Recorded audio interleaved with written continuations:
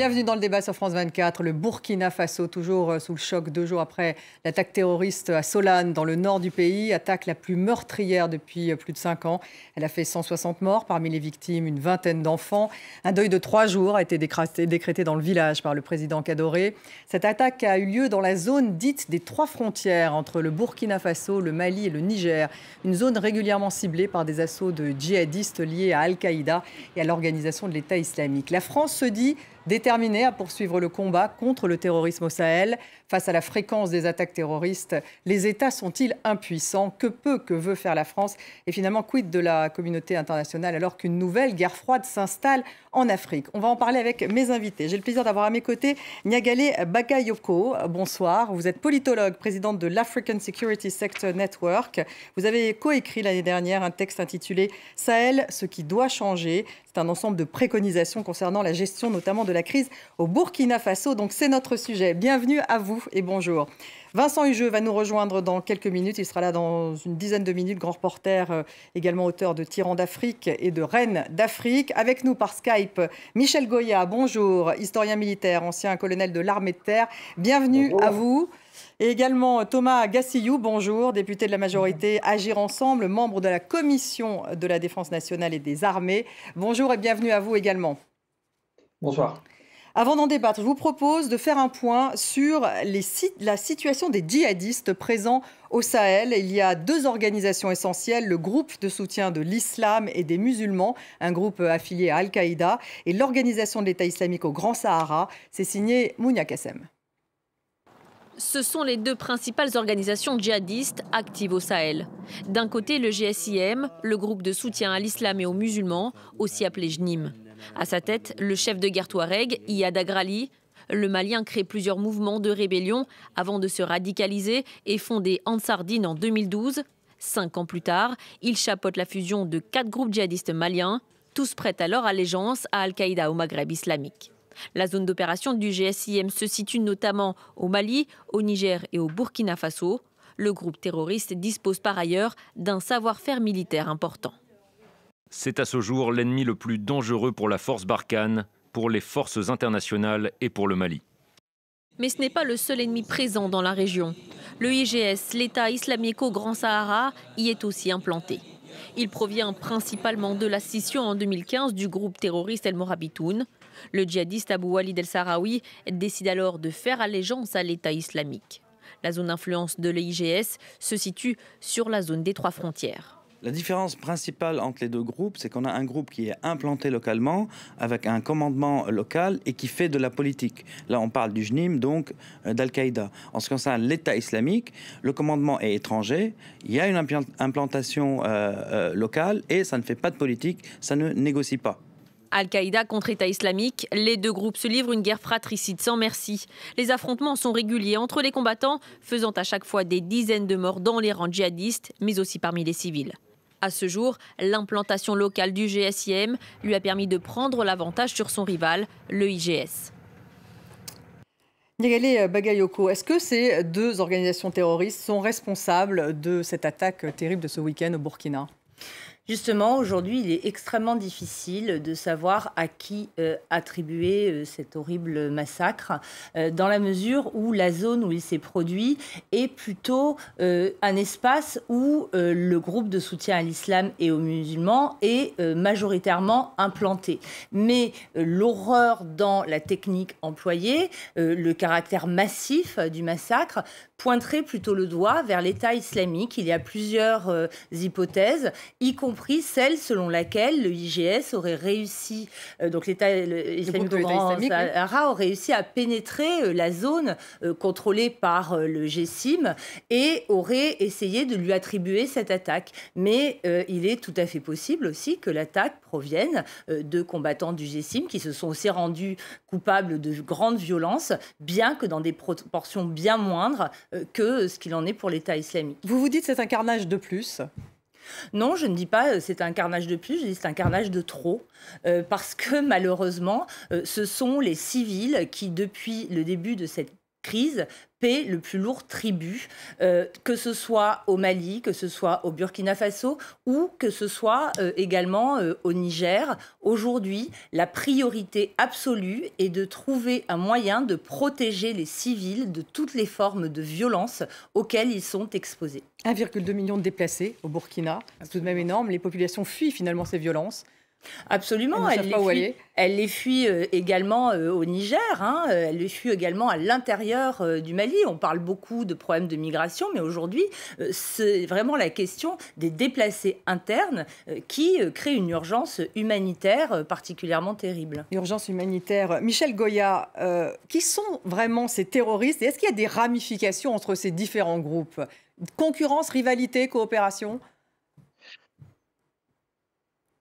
Oui, alors on parle du GSIM, mais le GSIM, c'est une confédération en réalité qui comprend AQMI, qui comprend en Sardine, donc c'est l'organisation Touareg, mais qui comprend aussi ce qu'on appelle la Katiba Massina, donc qui est implantée dans le centre du Mali, et d'autres groupes plus réduits. Et donc tout ça forme une confédération de groupes. Vous avez également un autre groupe qui est très présent au Burkina, qui est Ansarul Islam, donc qui est plus réduit, mais qui est également un acteur de la zone. Donc vous avez en réalité une multitude de groupes plus ou moins importants qui interviennent, qui se créent, qui se scindent, qui s'agglomèrent dans toute la région, ce qui rend d'ailleurs la gestion de ce conflit aussi très, très compliquée, sans parler. On n'a pas parlé, mais des groupes comme Boko Haram ou ISWAP, donc c'est État islamique dans le sud-ouest, sont également proches du Niger. Donc voilà, donc vous avez toute une galaxie de groupes qui, en soi, ne sont pas forcément très volumineux par leur nombre de combattants permanents. C'est quelques centaines à quelques milliers au grand maximum, mais qui ont une capacité de nuisance absolument considérable, au moins dans les zones rurales et plus particulièrement dans cette zone centrale qui va de ce qu'on appelle globalement les trois frontières entre le Niger, le Mali et le Burkina Faso et qui englobe, qui contrôle pratiquement de fait toutes les zones rurales dans cette région. Et comment sont-ils recrutés? Parce que vous parlez de nébuleuses, ces différents groupes qui manifestement ne se développent encore. Comment recrutent-ils? C'est tout un ensemble de facteurs en réalité. J'ai dit qu'ils n'étaient pas forcément très nombreux, mais ils ont une capacité de renouvellement qui est importante. Et c'est vraiment là la question qu'il faut se poser, c'est qu'est-ce qui peut motiver des gens à rejoindre les rangs de ces organisations. Et puis là, on s'aperçoit que les raisons sont assez multiples, sont parfois idéologiques, rejoindre le djihad, puis elles sont aussi souvent très pragmatiques. Il s'agit d'être payé. C'est les particularités de ces organisations, c'est que les combattants sont réellement payés et souvent mieux que les armées régulières auxquelles ils font face. Il y a c'est par autodéfense parfois, c'est par vengeance. Enfin, vous avez toute une multitude de facteurs qui jouent. Alors, quand on combat ces organisations, bien sûr qu'il s'agit de combattre les combattants eux-mêmes. Mais il faut aussi agir sur ce qui fait que ces combattants existent réellement. Ils vont rejoindre ces groupes. Et ça, c'est évidemment quelque chose qui est beaucoup plus compliqué en réalité et qui nous échappe, et en tout cas nous échappe largement, nous Français en tout cas. Thomas Gassillou, c'est une guerre asymétrique finalement à laquelle on assiste, des États face à des terroristes et des États qu'on trouve aujourd'hui pratiquement impuissants, en tout cas dépassés. Oui, on est dans le cadre de ce qu'on pourrait appeler la guerre asymétrique, sachant que les États sahéliens ne sont pas non plus dotés de moyens d'intervention conventionnels qu'on peut comparer, on va dire, aux moyens qui sont ceux des démocraties occidentales. Il n'en reste pas moins qu'effectivement, ils sont dépassés, hein, ils ont besoin, on va dire, de la communauté internationale pour venir les aider. Ils ont besoin également de davantage de coordination entre eux. C'est pour ça qu'ils ont créé eux-mêmes le G5 Sahel. Il faut rappeler d'ailleurs qu'en 2013, c'est bien à la demande des autorités maliennes que la France intervient. Et depuis lors, après avoir aidé le Mali à retrouver son intégrité territoriale, Notre objectif est vraiment de mettre la menace à portée des États locaux en continuant à les aider à progresser, en les accompagnant dans cette bataille. On va reparler justement du rôle de la France dans un petit moment. Niagalé Bagayoko, qu'est-ce qu'ils recherchent? Pourquoi ces attaques toujours dans cette même zone? Donc on parle de l'Est du Burkina. Manifestement, il y a des richesses. Alors, je ne pense pas que ce soit avant tout les richesses qui motivent ce type d'attaque. Ce qui est très important de mentionner, c'est que dans le village qui a été ciblé, il y avait un groupe de ce qu'on appelle les volontaires pour la défense de la patrie, qui sont des civils qui ont été armés et encadrés militairement après avoir suivi une formation très brève de 14 jours pour servir de supplétif aux forces de défense et de sécurité du Burkina Faso. Une sorte de milice, en fait. Alors, on ne peut pas les qualifier de milices dans la mesure où elles ont une existence, ces groupes ont une existence légale. Ils sont en partie composés de membres de groupes d'autodéfense qui ne sont pas des milices non plus, hein, notamment les groupes Keogol Weogo, qui ont été, c'est important de le souligner, mis sur pied par les populations pour se défendre. Et aujourd'hui, on s'aperçoit que ces volontaires pour la défense de la patrie deviennent des cibles parce qu'il y a eu, malheureusement on l'a déjà oublié parce que les choses vont très vite, mais une attaque très similaire à Kodiel, dans l'est du Burkina Faso, qui ciblait également des VDP. Ils deviennent des cibles pourquoi? Ils deviennent des cibles d'abord parce que on veut les punir de coopérer ouvertement avec les forces de défense et de sécurité, et d'autre part parce qu'ils sont bien entendu beaucoup moins aguerris que ne le sont celles-ci. Donc c'est l'un des points faibles du dispositif qui a été déployé pour suppléer aux difficultés de maillage du territoire de l'appareil de défense et de sécurité étatique. Aux insuffisances de l'État lui-même. De l'État lui-même, absolument. J'imagine bien. Vincent, vous avez rejoint un petit peu en retard. Merci beaucoup d'être avec nous. Journaliste, je voulais présenter votre livre. Je ne l'ai plus sous les yeux. Votre livre, donc le tout dernier. Tyran d'Afrique. Tyran d'Afrique, voilà, on va voir justement Tyran d'Afrique. Je l'ai présenté au début de ce débat. Merci de nous avoir rejoints. On parle donc de ces attaques qui ont eu lieu une semaine après et 2 autres attaques dans cette même zone, à l'est du Burkina. Et justement, la question que je me posais, c'est est-ce qu'on parlait justement de ces forces civiles qui ont été constituées justement pour protéger ces populations, manifestement qui sont maintenant visées par ces djihadistes. C'est une zone qui est particulièrement donc sujette à ces attaques, celle-ci.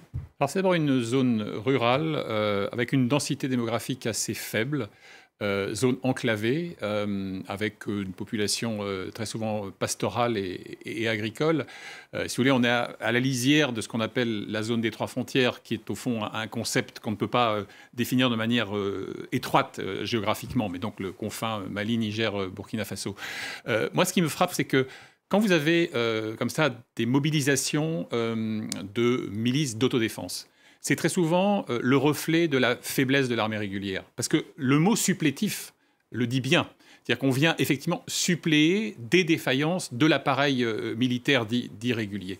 Il faut quand même savoir que à 15 km du site du carnage en question de Sol'An, vous avez un camp de base de l'armée burkinabé. Il faut savoir qu'à la mi-mai, le ministre burkinabé de la Défense, Chérif Sy, est venu expliquer, accompagné d'une brochette de haut gradé de l'armée nationale, que, au fond, eh bien, le retour à la normale était en train de se profiler. Et 3 jours plus tard, le Premier ministre du Burkina Faso, devant les députés, expliquait qu'en dépit de quelques dysfonctionnements auxquels on est en train de remédier, eh bien, les choses s'amélioraient. Non. Ce sont des zones qui sont totalement démunies. Et dernier point, mais ça c'est capital, parce que ce n'est pas propre au Burkina Faso, on le retrouve au Mali notamment, lorsque vous avez comme ça des milices, alors en plus 2 semaines de formation militaire, vous voyez le travail, il y en donne une Kalachnikov. 14 jours. Eh bien, vous attirez sur eux évidemment les représailles, et en plus il y a d'autres effets pervers. C'est que parfois viennent s'enrôler dans ces milices dites d'autodéfense des gens qui ont des comptes à régler, qui n'ont rien à voir avec l'essor du djihadisme, et que en plus, par rapport à la population civile, pleinement civile, comment faire la différence? Et donc, d'une certaine manière, le péril des représailles ravageuses, dévastatrices, telles que celles qu'on a vécues au Burkina récemment, eh bien, il s'étend à toute la population. Puisque dans la locomachie djihadiste, tout le monde est coupable, tout le monde est suspect. Michel Goya, les armées locales, donc on le voit hein, au Mali, au Burkina, encore au Niger, est-ce qu'elles sont finalement impuissantes ? Bah oui, pour répondre simplement, oui, c'est bien là le cœur du problème. La situation ne sera réglée, Niagale Bagayoko l'a expliqué, hein, véritablement que lorsqu'il y aura des forces locales, des armées régulières qui soient capables de protéger la population.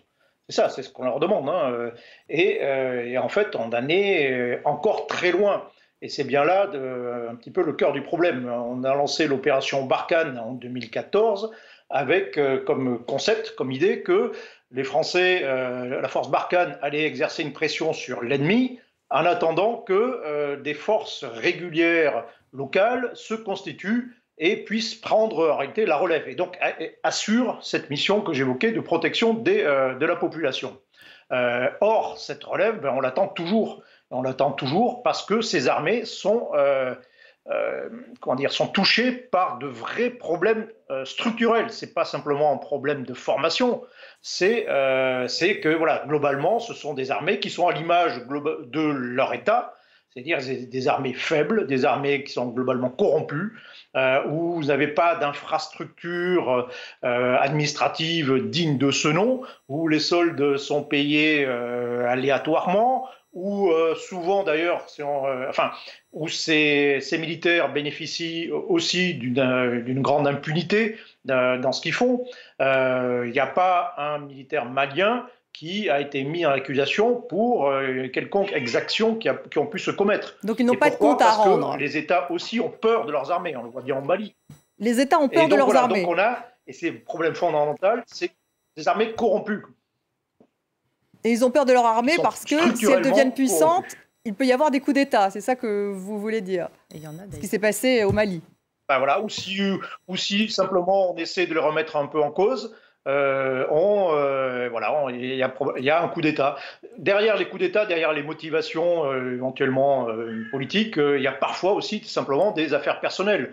En 2012, le capitaine Sanogo, qui avait pris le pouvoir, était lui-même inquiété pour une affaire de bizutage qui avait très mal tourné dans le camp où il officiait quelque temps plus tôt. Et donc voilà, on ne touche pas aux militaires parce qu'on a peur d'eux. Et en même temps, ça arrive aussi dans les faits inverses, on leur donne relativement peu de moyens parce que avec ces moyens, ils pourraient provoquer un coup d'État. Et donc on se trouve toujours fondamentalement avec des armées qui sont faibles. Alors ça, c'est pas c'est pas un destin qui est forcément obligatoire. Hein. Il y a la Mauritanie de son côté a effectué des réformes relativement profondes de son armée, a une politique que l'on peut contester par ailleurs, mais qui a permis de sécuriser sa région, de sécuriser sa frontière, et la Mauritanie n'est plus un pays attaqué. Merci. Au Mali, on en est toujours au même point actuellement, au Burkina aussi d'ailleurs, au même point qu'il y a 8 ans en réalité, et on ne progresse pas beaucoup. Et c'est le cœur du problème, c'est-à-dire que nous Français, nous arrivons un petit peu en limite de notre effort. Et derrière, rien n'a réellement changé. Rien n'a réellement changé. On va reparler justement du rôle de la France au Sahel dans une petite minute, après une courte pause. Restez avec nous.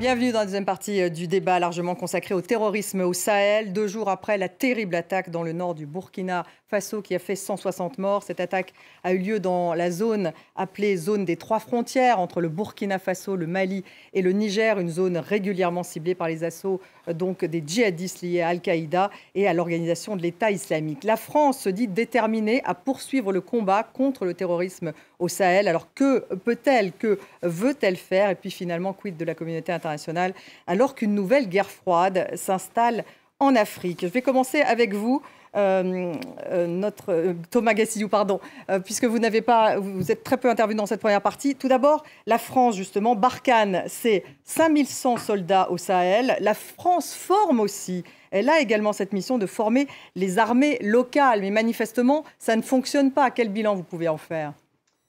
Alors, déjà, il faut rappeler que 5100 soldats, ça peut paraître beaucoup, mais à l'échelle d'un territoire qui est grand comme l'Europe, c'est finalement assez peu.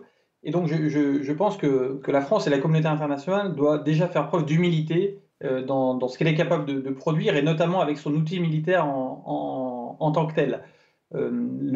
Effectivement, l'Europe également est présente au travers de l'opération Takuba, au travers de l'opération EUTM pour former l'armée malienne notamment et d'autres pays. Je crois que ce qu'il faut dire, c'est qu'en complément de l'appui de la communauté internationale, ce sont les Sahéliens qui doivent trouver avant tout des solutions. Puisque ce qui se joue ici, c'est la capacité des autorités locales à apporter des solutions de nature politique pour redonner confiance, pour obtenir en tout cas la confiance de la population dans leur capacité à apporter les services de base, la sécurité, la justice, la santé. Si les djihadistes prospèrent autant, c'est bien parce qu'ils sont en substitution d'États défaillants et finalement ils apportent des briques de sécurité, de justice, de santé, parfois d'école. Et donc, au bout de 8 ans, on est un peu au bout de ce que peut faire la solution militaire. Et donc, il faut qu'on travaille sur l'ensemble des piliers tels que définis à Pau, hein, les 4 piliers définis à Pau. Et est-ce que c'est ce que fait la France, justement? Est-ce qu'elle participe véritablement au développement de ces différents pays, puisque c'est l'autre volet? Alors, effectivement, la France essaye d'être présente sur l'ensemble des piliers. Elle a beaucoup investi sur le pilier de la sécurité, que ce soit en intervention directe ou en appui des forces locales.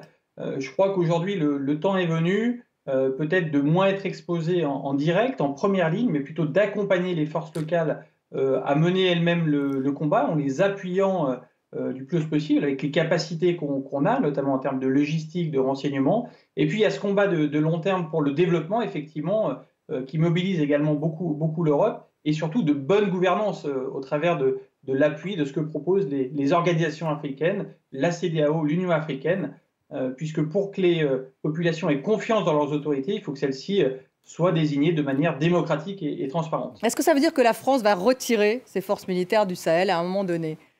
Alors, la France n'a jamais caché qu'elle ne serait pas éternelle au Sahel. Hein. Il y avait déjà la question qui se posait à N'Djamena en début d'année du maintien du renfort capacitaire de 600 hommes. Et au bout de 8 ans, oui, on peut dire que le temps est venu sans doute d'une adaptation du dispositif pour sans doute être moins dans une opération militaire massive de contrôle de zone où les soldats français ont vocation à être en première ligne face aux terroristes, vers davantage une opération de coopération régionale qui finalement aurait 3 objectifs. Un, conserver une capacité d'action ponctuelle contre terroristes, donc notamment au travers de la force Sabre. 2, apporter des capacités de réassurance, notamment pour rassurer nos partenaires internationaux, la MINUSMA, les Européens, sur la capacité de remonter en puissance si toutefois une menace grave était avérée, notamment envers une capitale. Et 3, des capacités d'accompagnement et de formation des armées locales. Néguélé Bagayoko, comment vous réagissez à ce que vient de dire Thomas Gassillou? On a vu en fait que la France a suspendu temporairement ses opérations militaires avec les forces maliennes au Sahel, donc elle tente de faire pression sur le colonel Goïta. Est-ce que c'est une bonne stratégie, je dirais, de jouer à la fois d'un côté la menace et en même temps l'abandon? Alors, tout d'abord, pour répondre à votre question sur ma réaction par rapport aux propos de M. Gassillou, je trouve très intéressant de voir une évolution, effectivement, qui pointe la nécessité d'inscrire l'effort dans une approche politique, à ne pas confondre avec le développement qui a été évoqué ici. Et c'est bien là que se situe le problème, c'est que l'approche politique de la crise promue notamment par les acteurs maliens ne correspond pas aux objectifs qui sont poursuivis par la France, notamment en ce qui concerne la conduite de négociations avec certains groupes djihadistes. Ça, c'est une question fondamentale. Autre aspect plus opérationnel, on nous parle en permanence de formation. Moi, je veux bien, mais quel était l'état de toutes ces armées sahéliennes en 2012 et qui les avait formées? Je pense qu'il y a des questions à se poser fondamentalement sur le type de formation, sur le type de doctrine qui gouverne ces interventions dans des conflits asymétriques. On voit bien que partout dans le monde, pas seulement depuis l'Afghanistan, depuis la guerre du Vietnam, les forces insurrectionnelles, qu'elles soient djihadistes ou non, sont victorieuses ou en tout cas parviennent à obtenir le départ des interventions coalisées internationales. Donc qu'est-ce que ça veut dire? Que c'est un échec, ces interventions? L'intervention française, ça ne fonctionne pas? Je ne pense pas qu'on puisse considérer que c'est un succès. En tout cas, si ce n'est pas un échec, en tout cas, il n'y a pas eu de résultat décisif susceptible d'inverser la situation sur le théâtre d'un point de vue stratégique. Mais ça, c'est une certitude. Qu'est-ce que ça veut dire que la France, justement, doit se désengager? Alors militairement, je pense qu'aujourd'hui, la façon dont a réagi le président Macron, notamment à travers cette décision ferme de suspension des opérations conjointes et de la coopération, est peut-être un premier indice sur l'orientation qui va être poursuivie au cours des prochains mois. Vincent Hugeux, c'est une bonne orientation? Effectivement, que la France se désengage peu à peu, en tout cas militairement, avec justement cet engagement de former les autres. Les États doivent se prendre en main, mais on voit bien toutes les limites également. La France, via le dispositif Barkhane, peut au Sahel remporter des batailles, mais certes pas gagner la guerre, car cette guerre en l'état est ingagnable. Lorsque Emmanuel Macron, en 2017, à Ouagadougou précisément, Burkina Faso, dit « La France n'a plus de politique africaine ». Mais quel dommage! Le problème, ce n'est pas qu'elle en a plus, c'est qu'elle en a 2 ou 3. Donc, elle n'en a aucune. Comment voulez-vous être audible, être lisible, notamment par les sociétés civiles africaines, quand, d'un côté, vous sommez un colonel putschiste récidiviste, le putsch au carré de Bamako, de respecter des normes démocratiques alors qu'il a franchi les lignes rouges allègrement des 2 Rangers depuis des semaines, et en même temps, aller adouber au Tchad une succession dynastique et militaire, c'est illisible, c'est incompréhensible. Et si vous voulez, moi, ce qui me frappe le plus aujourd'hui, quand on ergote sur la montée d'un hypothétique sentiment anti-français, largement manipulé par des acteurs... Bon. Oui, parce qu'il existe, mais il est tellement instrumentalisé par une partie de l'intelligentsia locale, elle-même en lien avec des puissances étrangères qui ont envie de tailler des croupières et qui ont commencé de le faire en Centrafrique, au Mali et ailleurs, à commencer par la Russie, qu'on a tendance à fantasmer là-dessus. Moi, je sais par expérience, pour y être allé souvent, que plus vous éloignez de Bamako, moins le sentiment anti-français il est perceptible. Donc ne fantasmons pas là-dessus. Mais il n'en demeure pas moins qu'au sein de ces populations, il y a un double constat. Les promesses sécuritaires n'ont pas été remplies et on bascule très souvent avec le relais des réseaux sociaux dont on sait qu'ils sont souvent les tombeaux de la raison et de la nuance, dans une lecture complotiste, paranoïaque, délirante, y compris parfois avec des chanteurs connus. Je pense à Salif Keïta, dont une vidéo mémorable m'a laissé, je dois clouer au sol par sa stupidité. Et donc, si vous voulez, après, vous avez là un terreau qui fait qu'on ne peut pas rester. Et d'ailleurs, tous les militaires vous le diront, c'est-à-dire qu'une armée, un contingent occidental de plus émanant de l'ancienne puissance coloniale, dès lors qu'il reste dans la durée, au-delà d'un objectif stratégique défini et accompli, est perçu, à tort ou à raison, comme une force d'occupation. Et la France est dans ce traquenard-là et ne parvient pas à en sortir. C'est donc un traquenard, Michel Goya. Est-ce que la France est piégée finalement au Sahel? Est-ce que le Sahel peut se passer totalement de la France? Oui, je pense. Comment dire, le premier élément, c'est que l'armée française reste la force de réaction rapide de l'Afrique et la seule véritable armée efficace de la région, globalement, ou capable d'intervenir fortement. Maintenant, pour revenir à votre question, oui, je pense on va le dire clairement, que l'opération Barkhane était une erreur, ou plus exactement, ce qui était une erreur, c'était de rester sur place au milieu des problèmes après le succès de l'opération Serval. L'opération Serval, c'est une opération limitée avec un objectif précis de reconquérir les villes du nord du Mali, de détruire les bases djihadistes, ce qui a été fait. L'objectif a été atteint, c'était une victoire relative, enfin une victoire limitée, mais c'était une victoire. Et à ce moment-là, il aurait été sans doute plus, un certain nombre de militaires le prônaient, de se retirer, quitte à revenir éventuellement plus tard, si on fait appel à nous, si la situation se dégrade. Or, nous avons décidé de rester. Or, en restant au milieu des problèmes, bah forcément, on arrivait à être piégé. Il y a un peu une règle non écrite pour tous ceux qui ont pratiqué des opérations extérieures, comme moi, c'est voilà, il ne faut pas que faut pas qu'une opération dure plus de 3 ans. Voilà, si on estime que les choses vont rester plus de 3 ans, il faut se retirer tout de suite. Se retirer tout de suite et quitte à revenir. C'est ce qu'on avait fait au Tchad à plusieurs reprises, où ça a plutôt bien fonctionné. Mais se placer plutôt en force d'intervention plutôt que rester sur place où on va devenir rapidement une force d'occupation soumise aux critiques qui peut rapidement aussi, au bout d'un moment, comment dire, faire des bavures. On a un peu le cas avec le bombardement de Bounty au début de l'année, et puis finir par se mettre à dos, sans pour autant être capable de détruire un adversaire. On ne sera pas capable de détruire les organisations djihadistes. Tout ce qu'on peut faire, c'est exercer une pression sur elles. On peut revenir frapper des bases qui sont constituées, reprendre des villes qui ont été conquises, mais au-delà, l'effort est trop important, quoi. Oui. Et donc, et je termine là-dessus, si on prend toutes les bases de cet engagement, je rappelle que l'axiome stratégique, c'est un peu de dire, voilà, si la région, les États de la région sont complètement déstabilisés, cela aura des implications sur notre sécurité. Bon, c'est un axiome que l'on peut par ailleurs tout à fait contester. Et à partir de là, on va s'installer en permanence et on va contenir l'ennemi, exercer une pression forte sur l'ennemi jusqu'à ce que, comme je disais tout à l'heure, les États locaux soient en mesure de prendre cette mission à leur compte. Mais en réalité, c'était un leurre. C'était un leurre dès le début.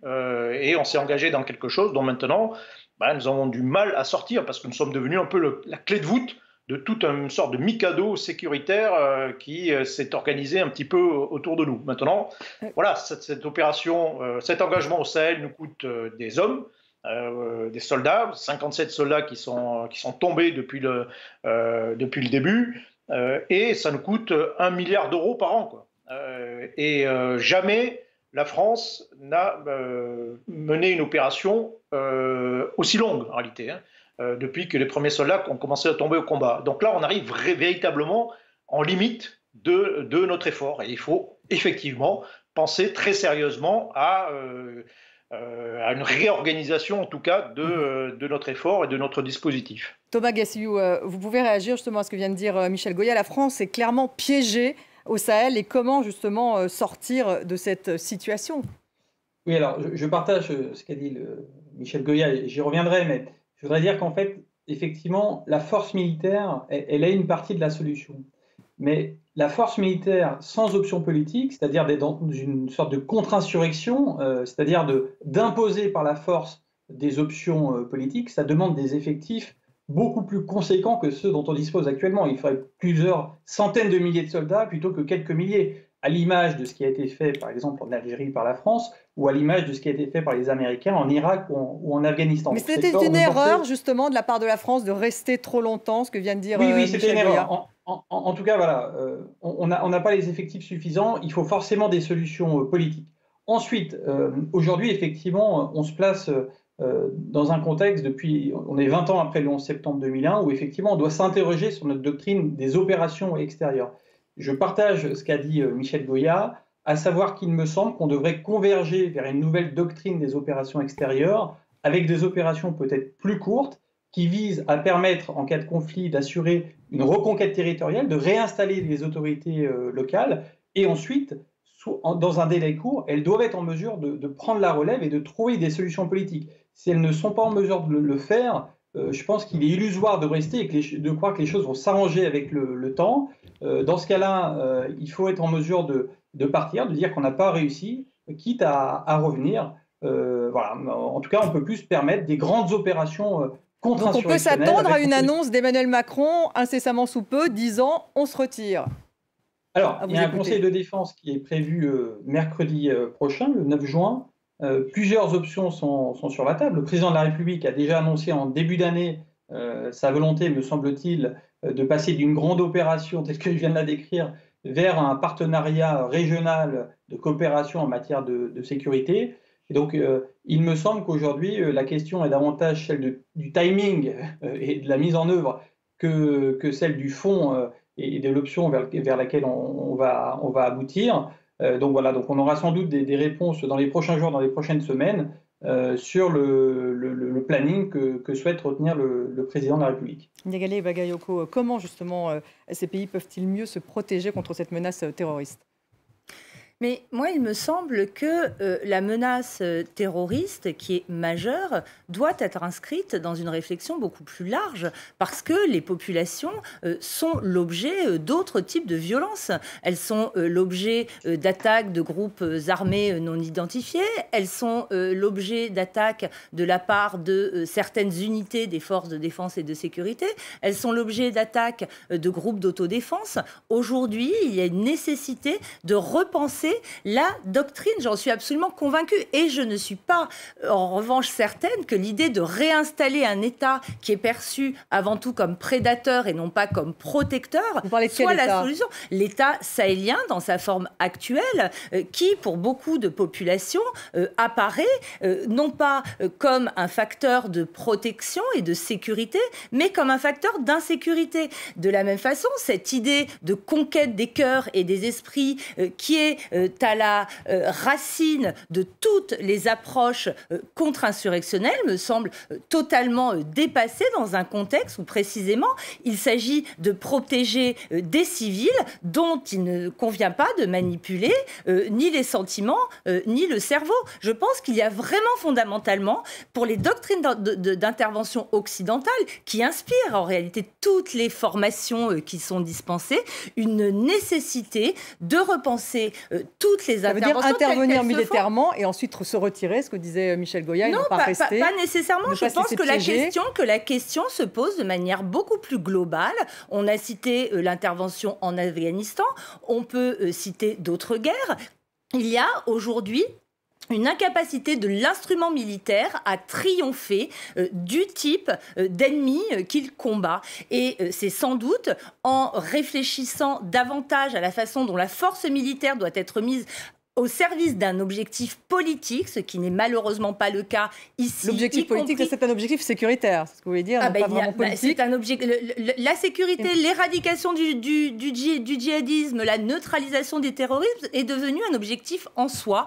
Et on ne voit pas dans quel projet politique s'inscrit ce type d'intervention, alors même que les ennemis que l'on combat, malheureusement, ont un vrai projet politique en termes éducatifs, en termes de mœurs, en termes sociaux, en termes politiques, en termes de forme de l'État.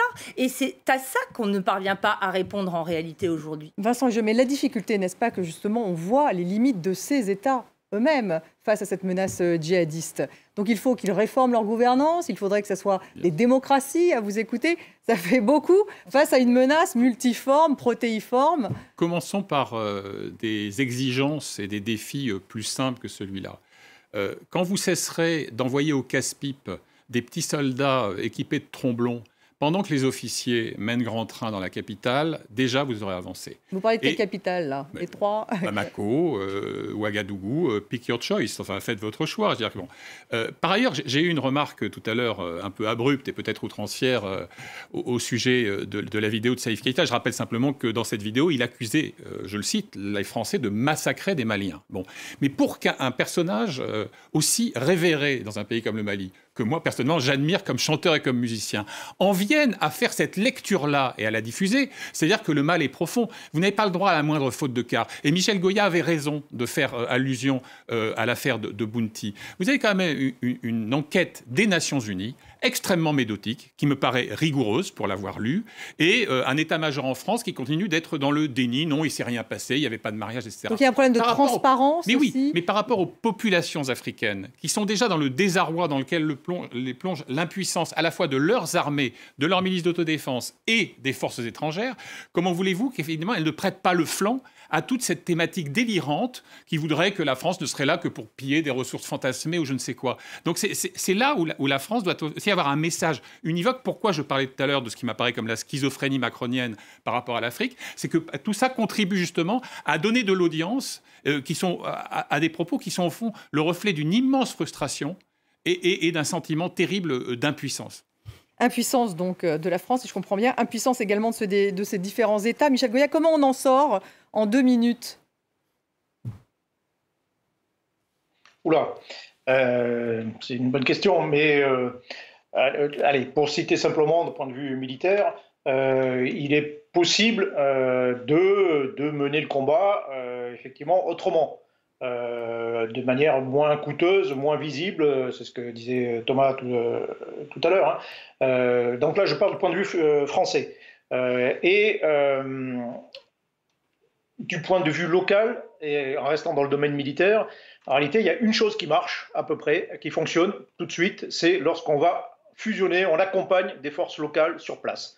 Et donc je rappelle que la finalité, ça a déjà été évoqué, c'est d'assurer la protection de la population, ce qu'elle ne fait pas. En fusionnant avec elle, en les aidant, en les accompagnant, on arrive à peu près à cela.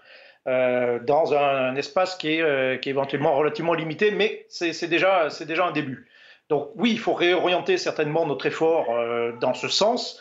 Maintenant, les problèmes restent toujours des problèmes profonds qui concernent les États eux-mêmes, leur fonctionnement, les sociétés elles-mêmes, et cela nous échappe grandement. Donc la sagesse voudrait qu'on reste, nous Français, on reste un peu à distance, qu'on agisse en fonction de nos intérêts de sécurité ponctuellement, mais qu'on appuie éventuellement les choses qui vont dans le bon sens politiquement, localement, mais la solution sera forcément sur place, elle sera forcément sahélienne. Solution très compliquée à trouver en tout cas. Merci beaucoup Michel Goya d'avoir été avec nous. Merci à vous Thomas Gassillou, merci Niagale Bagayoko, merci Vincent Hugeux. Merci à vous bien sûr de nous avoir suivis et vous restez sur France 24 pour un nouveau journal.